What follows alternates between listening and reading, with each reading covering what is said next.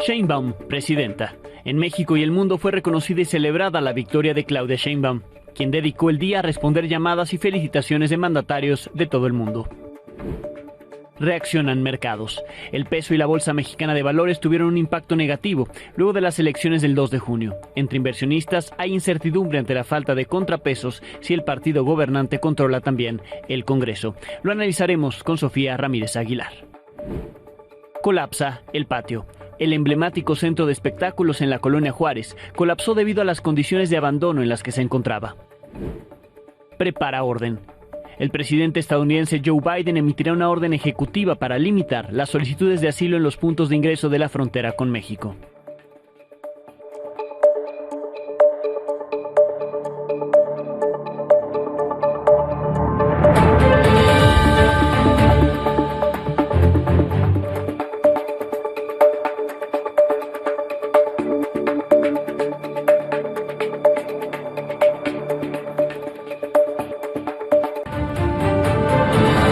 Buenas noches en información de última hora. Yolanda Sánchez Figueroa, alcaldesa de Cotija, Michoacán, sufrió un atentado. Esta noche fue atacada a balazos la alcaldesa de Cotija, cerca de la plaza principal de ese municipio. Fuentes consultadas por Milenio revelaron que se encuentra grave, que uno de sus escoltas resultó herido. Apenas en septiembre del año pasado, Yolanda Sánchez fue privada de la libertad durante 3 días en Zapopan, Jalisco. Luego fue liberada bajo amenazas. ¿Qué información tienes al respecto, César Cabrera, corresponsal de Milenio en Michoacán? Buenas noches. Alex, ¿qué tal? Muy buenas noches. Pues solamente confirmarte que la alcaldesa de Cotija, Michoacán, Yolanda Sánchez Figueroa, pues murió esta noche tras un atentado en el municipio de Cotija. La edil, Alex, según los primeros reportes, habría sido atacada a balazos sobre la calle Javier Mina, a la altura de la plaza principal, esto en la zona centro del municipio, luego de acudir a un gimnasio que se encontraba por la zona. Sujetos armados la atacaron desde una camioneta, resultando herida de gravedad la alcaldesa y una escolta. La edil de manera inmediata fue trasladada a un hospital en el municipio de Los Reyes, sin embargo perdió la vida tras recibir la atención médica. Ya el gobierno de Michoacán, Alejandro, a través de la Secretaría de Seguridad Pública, pues condenó este ataque e informó que se ha desplegado un operativo en la zona, sin hasta el momento revelar mayores datos sobre si hubo más personas lesionadas o ya en todo caso algún detenido. Cabe recordar que este no es el primer ataque en contra de la alcaldesa, puesto que hace meses, como se recordará, pues fue víctima de un secuestro en el estado de Jalisco. Alex, el reporte desde Michoacán. Bien, nos dices que se desplegó ya un operativo en la zona. ¿Se tienen mayores detalles sobre de qué autoridad, de si es de los 3 órdenes de gobierno, si es fuerzas federales y si en particular van a garantizar la seguridad de la zona o es precisamente para dar con los responsables del atentado de la alcaldesa que, como bien nos describes, César, pues termina con su vida el ataque? Mira, lo que hay que destacar es, porque nosotros estuvimos allá hace algunos meses, sí, es que donde fue el atentado, donde reportan que fue el atentado, esa zona está blindada por gente del ejército. El Palacio Municipal está a unos escasos metros del gimnasio donde mencionan que fue el ataque. Ahí hay un destacamento del ejército mexicano, sí, también de la Policía Estatal y Municipal. Entonces, lo que informaba la Secretaría de Seguridad Pública es que tanto fuerzas de los 3 niveles de gobierno están haciendo el operativo en primera para controlar la situación y también claro, pues, dar con los presuntos responsables. Bien, ¿seguridad? ¿Ella contaba con seguridad, César, después de esto que había ya sufrido este secuestro? Sí, así es. Sí. Incluso ella se trasladaba en una camioneta blindada, es lo que nos había comentado en su momento la alcaldesa. Bien, sobre el detalle del ataque, nos dices que había ido al parecer a un gimnasio y se da el ataque en su contra. La manera en que ocurre, digamos, la relatoría, el móvil, cómo se da, ¿hay más detalles o todavía es temprano para conocerlo? Solamente hasta el momento que fue desde una camioneta que los sujetos armados la atacaron. Bien, solo desde una camioneta, desde ahí le dispararon. La trasladan a un hospital, pero finalmente se confirma que perdió la vida. Así es, Alex. Y de la escolta hasta el momento no sabemos su estado de salud. Bien, y como nos decías, ya hay un operativo de seguridad en la zona. Cotija, para que la audiencia comprenda, ¿Cotija es una zona violenta dentro de Michoacán? Sí, de hecho está en los límites con el estado de Jalisco, sí, y en su momento, de hace ya varios meses, se han reportado intentos de irrupción por parte del cártel de Jalisco. lo cual pues en su momento provocó cierres de negocios, desplazamiento de las familias que viven en las comunidades hacia la cabecera municipal. Todo esto en su momento nos lo había confirmado la alcaldesa en una entrevista de hace algunos meses, pero señalaba pues que ya se estaba trabajando para tratar de recuperar la paz y la tranquilidad en la zona. Bien, estamos atentos también a cualquier pronunciamiento por parte de las autoridades desde Michoacán y por supuesto también de la autoridad federal que desplegó ya este operativo. César, nos mantenemos en contacto. Cualquier novedad nos volvemos a enlazar contigo. Seguimos al pendiente, Alex. Buenas noches. Gracias a César Cabrera. En el día después de la elección presidencial, la ganadora Claudia Sheinbaum recibió felicitaciones y muestras de apoyo desde la madrugada. Las primeras planas de México y el mundo destacaron su triunfo, como el de quien se convertirá en la primera presidenta en la historia de México.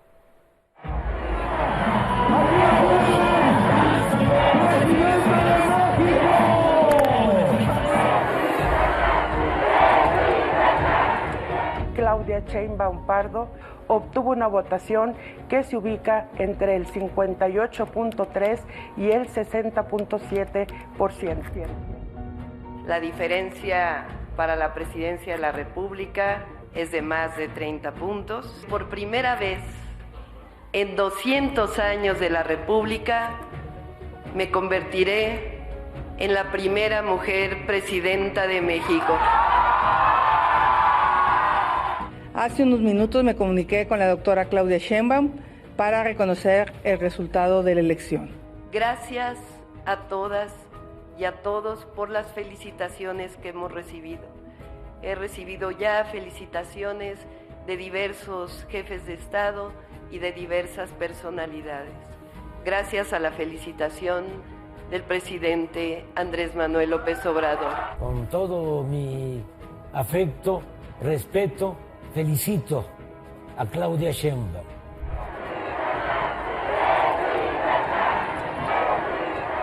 Gracias a todos y a todas los que votaron por nosotros, a los que no votaron también, muchas gracias y vamos a hacer un buen gobierno. ¿Cuál es el llamado que hará a partir de mañana? Siempre a trabajar juntos por México. Al pueblo de México, este es tu triunfo.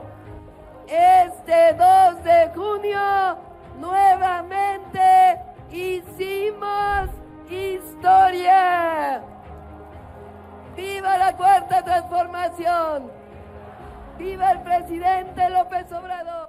Así cerró el programa de resultados electorales preliminares esta noche, que se nutre con los datos de las actas de cada casilla. Claudia Sheinbaum, 59.35% de los votos, Xóchitl Gálvez, segundo lugar con 27.90% y Jorge Álvarez Maínez con 10.41% de los votos. Aún faltan los cómputos distritales que comenzarán el próximo miércoles. En cuanto al Congreso de la Unión, los datos del conteo rápido que desde anoche fueron dados a conocer por el INE permiten tener un estimado de los diputados y los senadores que podría tener cada uno de los partidos políticos. En la Cámara de Diputados, la estimación más baja prevé que Morena rebase los 334 legisladores necesarios para una mayoría calificada, las 2/3 partes del Congreso, que le permitiría así modificar la Constitución. Pues llegaría con ayuda de sus aliados, hay que aclararlo, no es Morena solo, pero con sus aliados, a 346 curules. En el escenario más optimista, el bloque oficialista lograría 380 curules en San Lázaro. Para el Senado, la estimación más baja le da a Morena y sus aliados un total de 79 senadores de los 85 que necesitaría para tener la mayoría calificada. En el escenario más optimista, sí alcanzaría 88 escaños, con lo que podría aprobar cualquier reforma y modificación a la Constitución sin negociar con la oposición. Si nada cambia, el PRD se perfila para perder el registro como partido político nacional al no alcanzar el mínimo de votos que se requieren para este fin. En la elección presidencial apenas alcanzó 1.92%, para el Senado 2.33% y para la Cámara de Diputados 2.5%. Según la Ley General de Partidos Políticos, es causa de pérdida de registro no obtener por lo menos el 3% de la votación emitida en esas opciones de la elección federal. El presidente Andrés Manuel López Obrador dedicó buena parte de su conferencia mañanera para hablar de los resultados de la elección. Se mostró contento y muy optimista. Entre las prioridades que delineó, que dijo discutirá con Claudia Sheinbaum, que no impondrá nada, habló del conjunto de reformas que ya propuso a principios de este año, en las que destaca, dijo, la del Poder Judicial. Estoy muy contento porque imagínense lo que significa entregar la presidencia a una mujer, la candidata más votada en la historia de México. Una mujer inteligente, es doctora, una mujer con convicciones, es una mujer con mucha experiencia en el arte de gobernar, una mujer honesta. Y yo termino a finales de septiembre, es un mes. Entonces, pues nos tenemos que poner de acuerdo para ver esas iniciativas con Claudia. Se tiene que abordar el tema de la reforma al Poder Judicial, que no es posible mantener un Poder Judicial que no esté al servicio del pueblo, de la sociedad, que el pueblo elija a los jueces, y a los magistrados y a los ministros.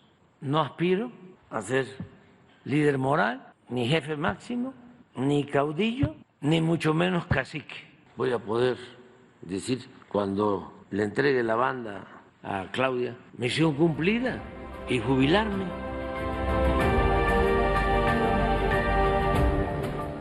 Mientras el presidente dijo que se acordará el plan C con Claudia Sheinbaum, la Suprema Corte de Justicia de la Nación le hizo un llamado al diálogo a la próxima presidenta en esta carta firmada por la ministra presidenta Norma Lucía Piña y los 10 ministros adicionales de la Corte.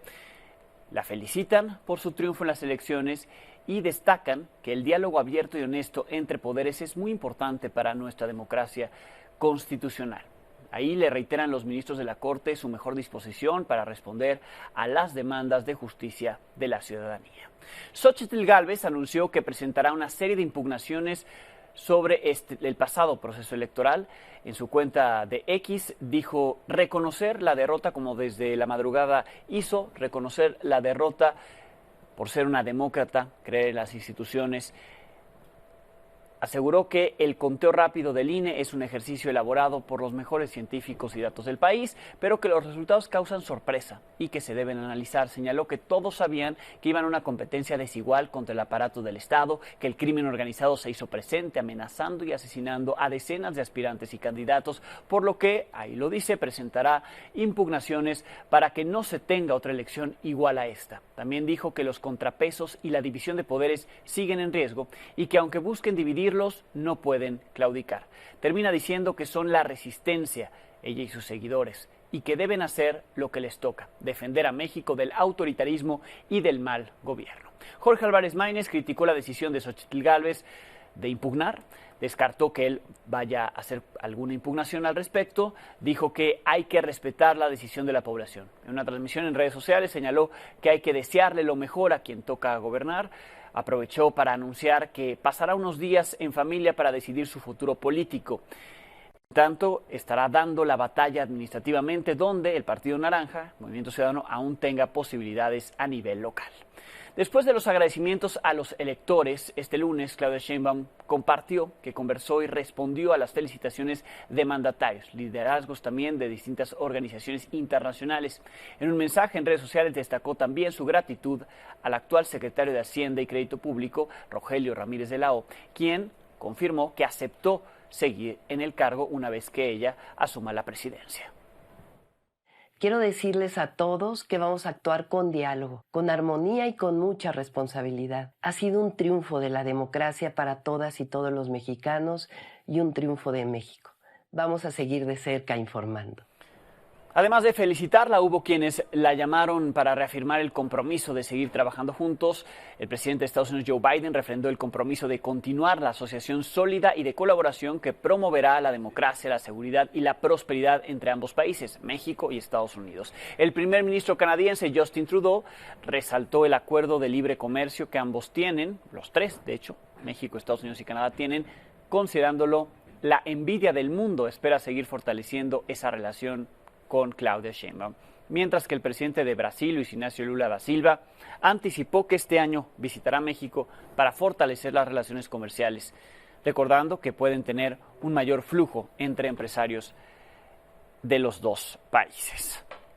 No todo fueron buenas noticias este lunes. El peso y la Bolsa Mexicana de Valores se desplomaron. El tipo de cambio cerró la jornada con una depreciación de 4.4% para colocarse en 17.71 pesos por dólar.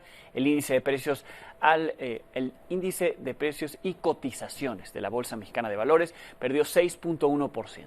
Es la peor caída desde marzo del 2020, cuando inició la pandemia de COVID. Los inversionistas parecen preocupados por los resultados que le dará Morena, sobre todo en cuanto a contrapesos, y para eso está aquí Sofía Ramírez Aguilar, para hablar al respecto. Sof, bienvenida. Buenas noches, Alejandro. Pues la verdad es que fue una sorpresa prácticamente para todo el mundo y es bien interesante. Ayer estábamos viendo justo el tipo de cambio, unos momentos antes de que el PREP de Ciudad de México empezara a presentar estas fallas desde la página de difusión de Ciudad de México, y se mantenía prácticamente igual que lo que había cerrado el viernes, es decir, en 16.94, 16.95.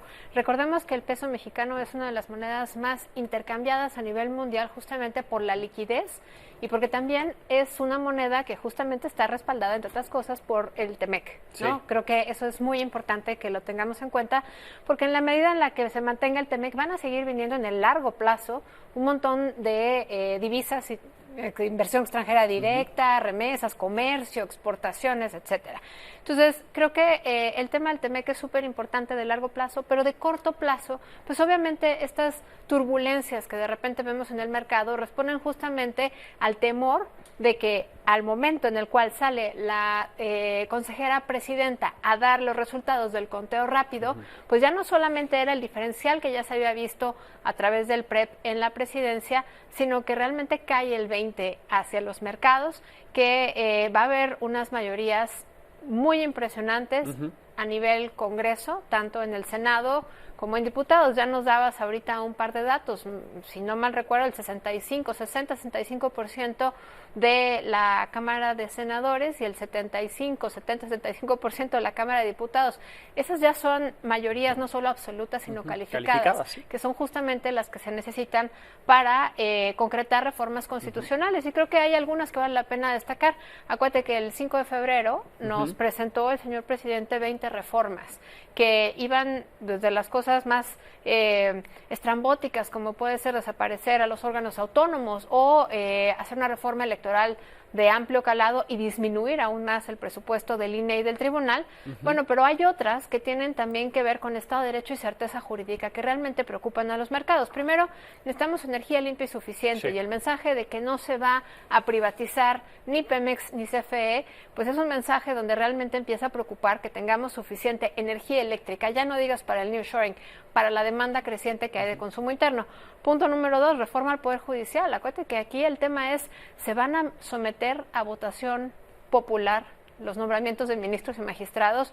Creo que muchas veces hemos encontrado cómo las inversiones extranjeras pues encuentran un camino a través de amparos, los litigios, ¿no? Del Poder Judicial. Acuérdate con la ley de la industria eléctrica. Claro. Si tú les desapareces ese mecanismo de pesos y contrapesos y separación de poderes y pones a competir en el ámbito político a perfiles que tienen que ser meramente técnicos, especialistas en derecho y por supuesto que tengan una carrera judicial sólida, pues estás perdiendo justamente esa parte. Luego, y ahí no solamente, haría la acotación, no solamente entonces sería que tuviera mayoría el partido gobernante y sus aliados en el Congreso, sino que también el contrapeso del Poder Judicial cambiaría, ¿no? Porque la Constitución del mismo, ¿no? A la hora de llamar al voto por los ministros o por otros jueces, cambiaría como está formulado, como está conformado actualmente. Totalmente. Además, estás tocando un punto de fondo que me parece que es cambiar justamente las reglas del juego. O sea, si algo da certeza al TEMEC es que existen una serie de mecanismos donde tú no puedes alterar las reglas del juego. Y en el momento en el cual cambias la Constitución, que es el elemento básico que pone las bases para todas las demás leyes, incluyendo la firma de tratados, pues obviamente se te descompensa el peso y los pesos y contrapesos a nivel interno, pero también la confianza de inversionistas a nivel externo, e incluso puedes poner en entredicho los compromisos del ¿Cómo TEMEC? viste el llamado que hace Claudia Sheinbaum de alguna manera a la calma con el anuncio, ¿no? La reiteración que ya había dicho que le iba a proponer a Rogelio Ramírez de la O permanecer, pero dice ya aceptó y mañana tempranito hay un anuncio de él, ¿no? Un mensaje. 7 de la mañana va a haber una llamada con el Sistema Financiero Internacional, justamente yo me imagino para dar un poco de calma y certeza al sistema financiero, que finalmente, como dices, hoy tuvimos muchas turbulencias desde anoche en el tipo de cambio por esta pérdida en la sensación de que iba a haber contrapesos y que realmente se pudieran ejecutar todas estas reformas, incluyendo temas fiscales, como puede ser ajustes a salarios, pensiones y simplificación administrativa. Y pues obviamente Ramírez de la O se espera que lo que ofrezca es un mensaje de continuidad, que sí va a poder realizar la consolidación fiscal, que es pues igualar lo que gastamos y lo que ingresamos, y que no solo se va a quedar en un buen deseo. Y bueno, pues vamos a estar muy atentas, conectadas desde temprano en esa llamada. Al efecto que tenga también, ¿no? Lo que ha mostrado a lo largo del día es incertidumbre, ¿no? Por los puntos que bien señalas, veremos qué efecto tiene el mensaje de Ramírez de la O. Sin duda, yo creo que solamente basta esperar tres cosas, que las autoridades puedan pronunciarse, las autoridades electas respecto a la autonomía del Banco de México, muy importante para no solo el tipo de cambio, la inflación, sino la confianza que todos los inversionistas puedan tener en la economía mexicana. Dos, que se detenga la depreciación del peso mexicano, que aunque ya hablamos que es una moneda muy líquida, pues ronda alrededor de los 18 pesos durante el periodo de transición. No olvidemos que vienen todavía las elecciones de Estados Unidos y se puede poner bastante turbulento. Y finalmente, que las bolsas de valores, no solamente la Bolsa Mexicana de Valores, sino también Viva, puedan incurrir en pérdidas sin duda, pero lo que sí vamos a ver es un menor volumen de transacción derivado de una mayor aversión al riesgo. Bien. Por el momento. Lo estaremos analizando contigo como siempre. Muchísimas gracias. Gracias a ti, Alejandro. Pues así vamos en este día después de la elección. Gracias, Sof. Estos son los resultados que arrojó el PREP al cierre de las 8 de la noche en las 9 entidades que estaban en juego. En la Ciudad de México, Clara Brugada obtuvo 51.75% de los votos, venciendo a Santiago Taboada. En Chiapas, Eduardo Ramírez arrasó. Ahí está la ventaja amplia frente a Olga Luz Espinosa. En Guanajuato, Olivia García superó a su contrincante Alma Alcaraz. En Morelos, Margarita González venció a Lucy Mesa, quien abrió la puerta para buscar inconsistencias en la elección, es decir, un proceso de judicialización. En Puebla, Alejandro Armenta superó a Eduardo Rivera. En Tabasco, Javier May arrasó contra sus rivales al obtener casi el 80% de la votación. En Veracruz, Rocío Nale conservó la entidad para Morena y se impuso ante Pepe Yunes. En Yucatán, Joaquín Díaz Mena le arrebató el estado a la coalición de Renán Barrera, quien quedó en segundo lugar. Finalmente, Jalisco, Pablo Lemus superó a Claudia Delgadillo con menos del 5% de diferencia. En este mismo caso, hablando de Jalisco, la candidata de Morena pues no ha aceptado la derrota. En el resto de las entidades ya el segundo lugar aceptó. Veamos lo que dijo hoy Claudia Delgadillo al anunciar que pues, no estaba de acuerdo con lo que se ha dado a conocer. A la ciudadanía le queremos decir que estén tranquilos. Vamos a defender la voluntad que ellos manifestaron el día de ayer en cada una de las urnas. Y lo vamos a hacer valer hasta el último momento. Acudiré, su servidora, a las instancias jurídicas correspondientes para hacer la voluntad de todo nuestro estado de Jalisco, que salió y emitió los votos el día de ayer. En su mensaje reclamó al gobernador Enrique Alfaro por haberse pronunciado desde anoche y Enrique Alfaro le contestó en su cuenta de X, dijo que felicitó a Pablo Lemus a partir de los resultados del conteo rápido, tal como lo hizo el presidente López Obrador con Claudia Sheinbaum. Agregó que incluso en conferencia mañanera de este día, la secretaria de Gobernación, Luisa María Alcalde, dio por ganador a Pablo Lemus al presentar cómo estaba el mapa y cómo estará el mapa político. Y se lo presento en estos momentos. Antes de la elección de ayer, Morena gobernaba 22 entidades, el PRI tenía 8, Movimiento Ciudadano tenía 2 y el PAN también tenía 5, ahí está, lo voy a hacer con el gráfico. Morena 22, PAN 5, PRI 2, Movimiento Ciudadano 2 y Partido Verde tenía 1, ahí está el Partido Verde en San Luis Potosí. Sabemos que gobierna junto con Morena, pero en realidad compitieron separados y por eso se le da al Partido Verde. Mientras que, ¿cómo quedará? Después de estas elecciones, Morena tendrá 23 entidades, el PAN 4, el PRI 2, Movimiento Ciudadano 2 y el Partido Verde, esa que yo le decía, San Luis Potosí 1, pero como está en bloque con Morena, sumarían entonces 24. Así en la comparativa. Ahora veamos cómo queda configurado el mapa político de la Ciudad de México según los resultados del PREP, que hasta el cierre del cómputo tiene el 99.3% de las actas. Morena recuperó Azcapotzalco, Álvaro Obregón y la Magdalena Contreras. Además, logró mantener la zona oriente de la ciudad. La oposición se quedó con la alcaldía Cuauhtémoc, Benito Juárez, Coajimalpa, Coyoacán y Miguel Hidalgo. Le reitero, estos son los resultados preliminares, es lo que arroja el PREP de actas computadas. Veremos los cómputos distritales, lo que arrojarán estos resultados definitivos, que por cierto ya comenzaron, y los resultados se darán a conocer a más tardar el miércoles para que la constancia de mayoría sea expedida el próximo sábado, a diferencia de lo que ocurre en el resto del país y la elección federal, donde los cómputos empiezan el próximo miércoles. Así, el nuevo mapa de la Ciudad de México. Otra elección que estuvo bajo la lupa fue la de Monterrey, Nuevo León. Ahí el candidato del PRI, PAN y PRD, Adrián de la Garza, venció con 38% de las preferencias a la candidata de Movimiento Ciudadano Mariana Rodríguez, quien obtuvo el 30% de los votos según el PREP, que también ya cerró allá en Nuevo León. Con las elecciones desde ayer, todo se perfila para que haya mujeres al frente de los poderes federales y las instituciones más importantes de México.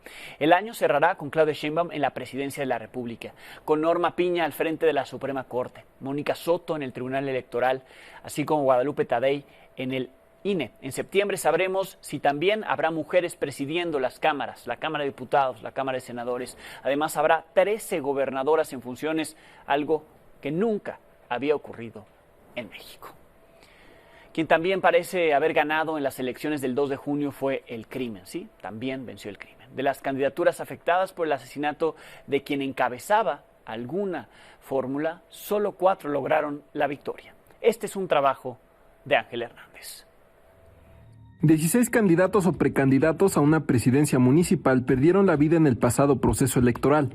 En 12 casos, la coalición afectada por la muerte del aspirante perdió la elección y en los 4 restantes el partido o partidos lograron triunfar e imponerse a quienes no querían verlos gobernar.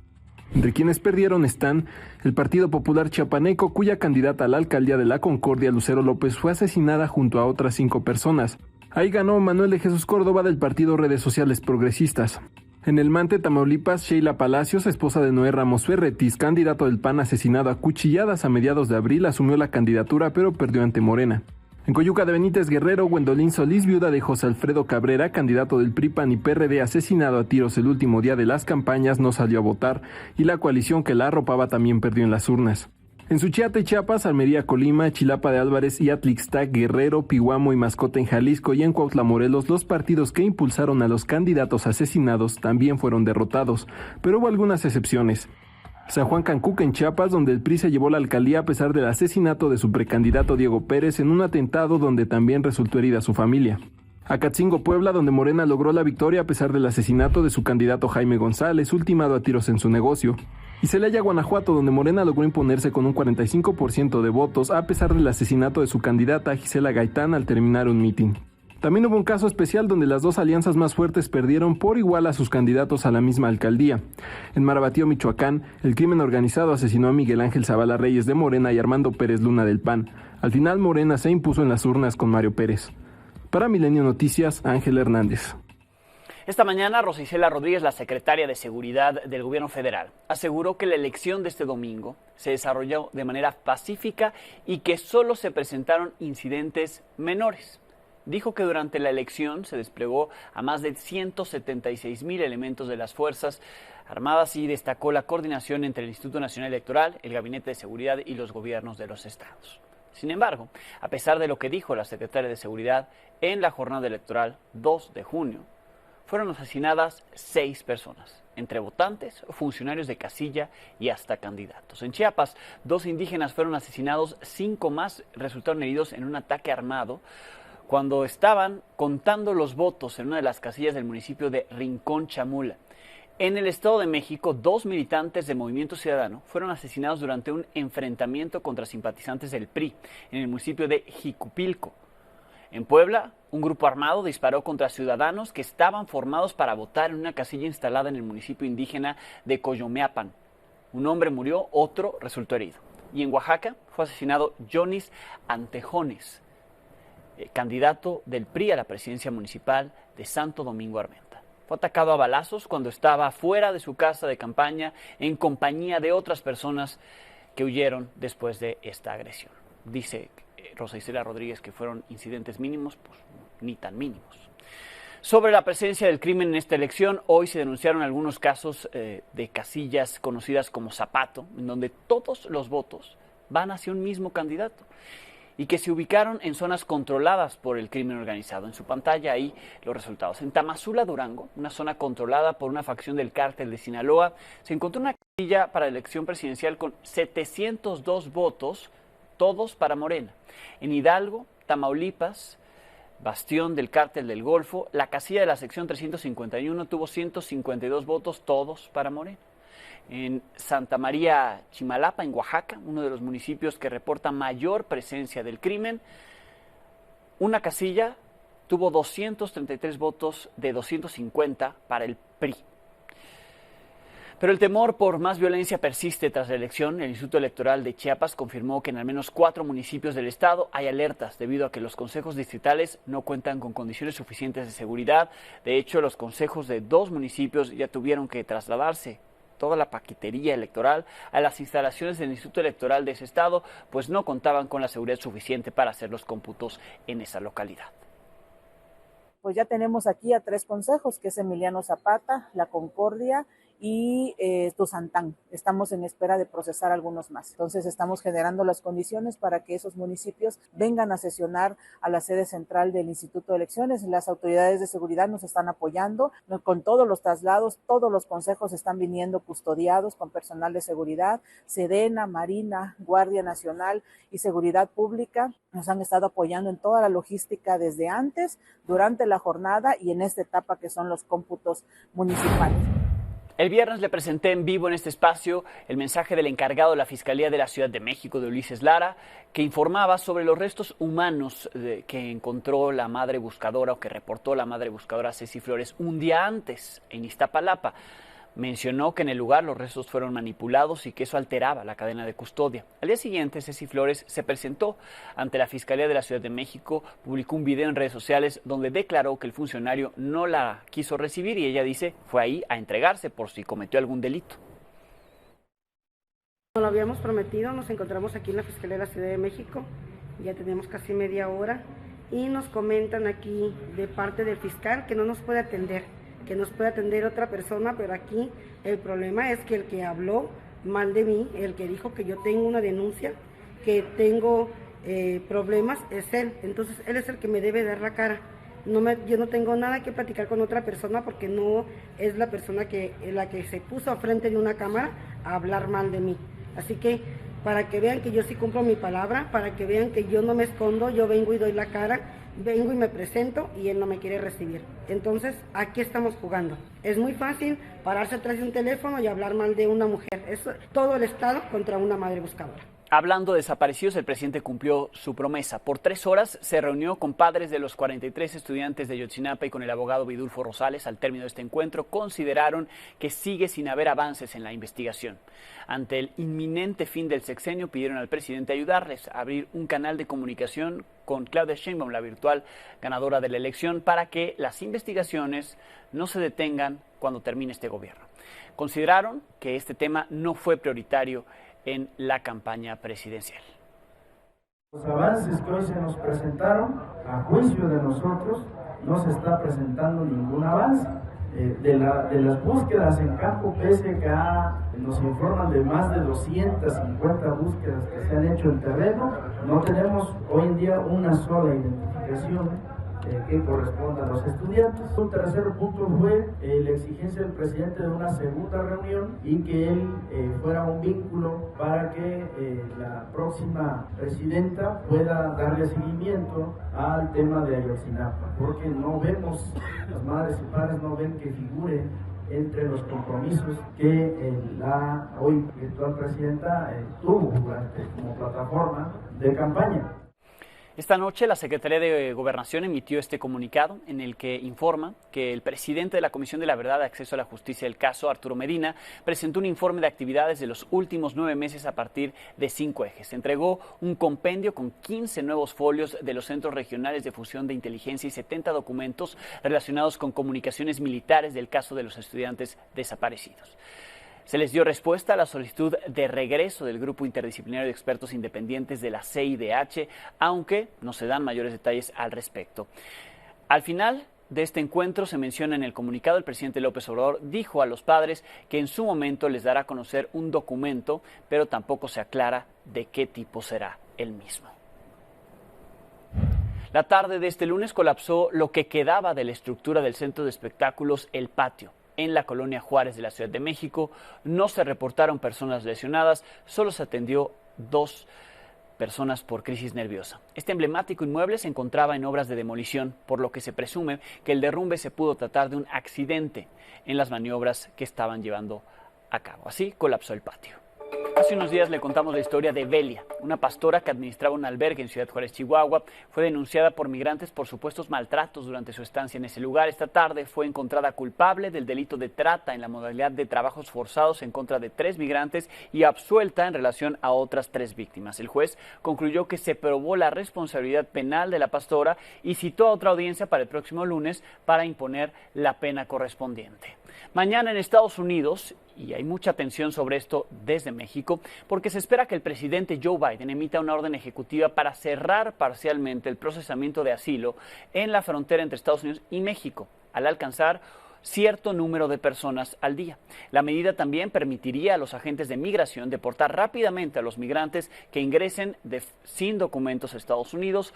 Algunos legisladores demócratas ya fueron informados sobre esta orden ejecutiva. Alcaldes de ciudades fronterizas habrían sido invitados a asistir a este anuncio, pese a que desde marzo el número de encuentros con migrantes no ha crecido significativamente. El anuncio se da después de las elecciones de México, algo que no sería casualidad en medio de la contienda en Estados Unidos y previo al primer debate presidencial que tendrá con Donald Trump el próximo 27 de junio.